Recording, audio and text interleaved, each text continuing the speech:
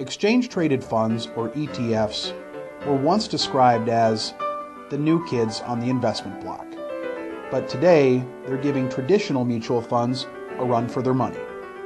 Both ETFs and mutual funds are viable choices for investors, but with so many investment choices available on the market, it's important for investors to familiarize themselves with the basic benefits of ETFs. An exchange-traded fund, or ETF, is an investment product representing a basket of securities that track an index such as the S&P 500 or the Russell 3000.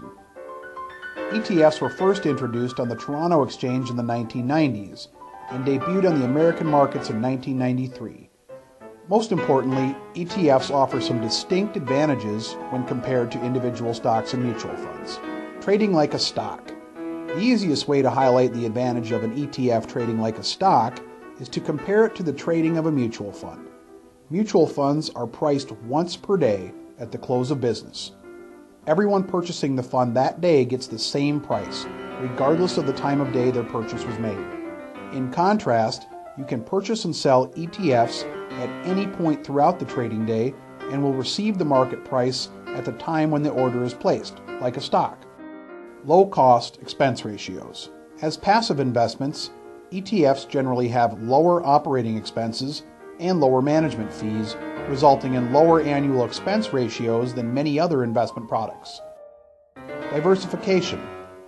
ETFs come in handy when investors want to create a diversified portfolio. There are hundreds of ETFs available and they cover every major index, S&P, Russell, and sectors of the market such as large caps, small caps, growth, and value. For example, there are international, regional, country-specific, specialized industry, and market niche ETFs. Tax efficiency. ETFs are generally more tax efficient than index mutual funds.